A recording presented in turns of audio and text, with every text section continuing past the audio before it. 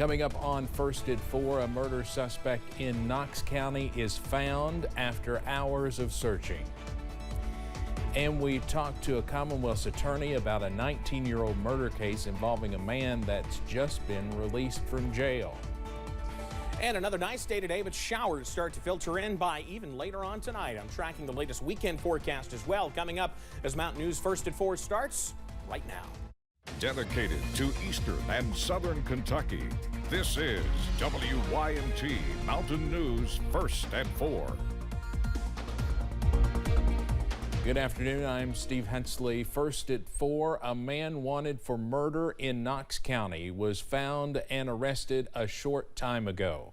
That breaking news just coming in. We've been following this story all day. State police say 40-year-old Brian Smith reportedly shot and killed 42-year-old Shelby McIntyre early Thursday morning on Dr. Parker Lane in the Gray community. A manhunt was underway for Smith, but again, we've just learned in the last half hour or so that he is in custody.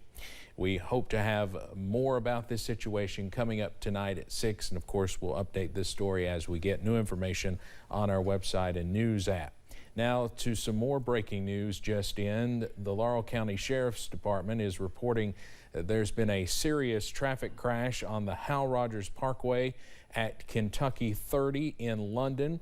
As a result, that road is expected to be shut down for several hours. Now, we don't know the extent of injuries of those involved, but again, this is on the Hal Rogers Parkway at Kentucky 30 in London. A serious crash. That roadway could be shut down for a few hours. A London man once convicted of the murder of 3 children in Leslie County was released on bond yesterday. Clayton Jackson was convicted in 2011, but the Supreme Court of Kentucky ruled a member of the jury should have been removed. After years of retrials being postponed for various reasons, Jackson was released from the Jackson County Detention Center this week on bond. Commonwealth's Attorney Gary Gregory says it's been hard to find folks to put on a jury. How do we get more people to want to serve on the jury and perform their civic duty? It is an honorable thing. Believe me, man, for both sides. Commonwealth has a right to a fair trial, and I want the defense to have a fair trial. Jackson was released on an ROR bond, meaning he's not to have contact with the victims' families or witnesses, and he must return for a retrial. WYMT's Keaton Hall will have more about this tonight at 6. A nonprofit starting in Perry County will be helping children through court processes. CASA, also known as Court Appointed Special Advocates, is a nationwide nonprofit helping children since 1977 and now has an office in Eastern Kentucky. Executive Director Kristen Dinsmore Smith says their goal is to be a guide for children going through difficult legal matters. Our stance is you go into a courtroom and there are a bazillion parties, okay? And you've got attorneys for the parents, you've got the foster family, you've got the cabinet, you got the judge, you got the bailiff. There's so many different people. And a lot of times the child is kind of overlooked, and ultimately they're just a case number. CASA of the Appalachian Mountains will serve Floyd, Knott, Leslie, Letcher, Magoffin, Perry, and Pike counties. We'll have more on their impact tonight at 6.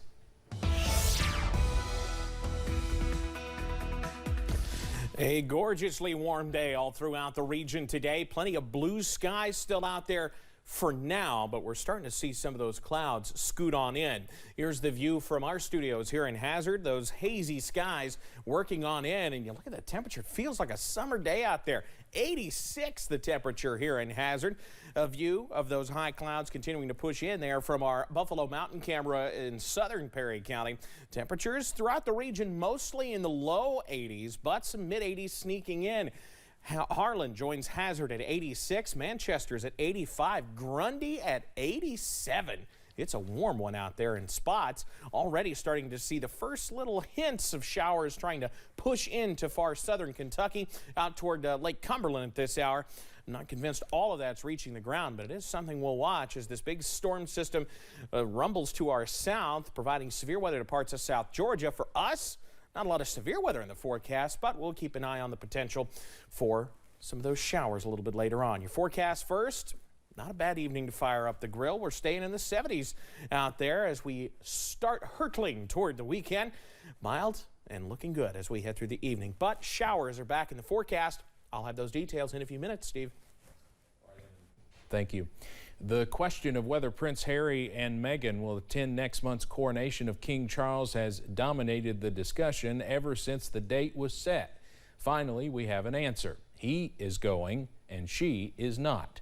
CBS's Imtiaz Tyab is outside Buckingham Palace where the announcement was made yesterday. The statement read, the Duke of Sussex will attend the coronation service at Westminster Abbey on May 6. The Duchess of Sussex will remain in California with Prince Archie and Princess Lilibet. A compromise, it seems, for the new king, says Sunday Times royal editor Roya Nika. I think Harry coming on his own was the hope from many inside the palace, because the focus will be much more on the king and the queen on coronation day, as it should be, rather than on what sideshow might be going on with Harry and Meghan in attendance.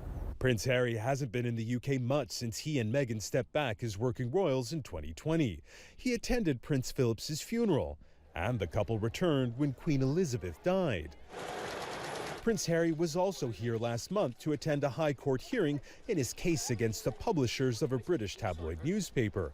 But while promoting his best-selling bombshell memoir Spare, he told 60 Minutes' Anderson Cooper in January he wanted to sit down with members of his family to discuss the issues he's been so open about privately. There needs to be a constructive conversation, one that can happen in private, that doesn't get leaked. It's not clear if that conversation happened, nor do we know how or why the decision was made he would attend the coronation alongside 2,000 other guests, including the First Lady, and not his wife and children. Whatever the reason, this will be the first time Prince Harry will be seen in public with King Charles, the Queen Consort Camilla, and Prince William since writing so unsparingly about them in his book, including of the physical fight with his brother and how both of them begged their father not to marry Camilla. As for Meghan, the coronation happens to fall on the 4th birthday of Prince Archie, but her absence from the king's crowning moment will only add fuel to the speculation that the royal rift is deeper than ever. Imtiaz Tyab, CBS News, London. The coronation of King Charles III is scheduled for May 6th at Westminster Abbey. In France, protesters in Paris are on day 12 of nationwide protests against France President Emmanuel Macron's push to raise the retirement age from 62 to 64. 568 public order agents have been injured in Paris since the start of the protests. More than 1,200 public order agents have been injured since the protests started back in January. Now, union leaders have previously condemned the violence, and protests so far, for the most part, have been peaceful. Cleanup crews were working to remove mounds of volcanic ash from villages in Russia's Kamchatka Peninsula today, days after the Shivolik volcano erupted. The head of the local government there released footage of heavy machinery removing ash. People living in that area were warned to not only use bottled or filtered water, keep windows closed, and remain indoors unless necessary. Airlines have been advised to avoid flying over the town.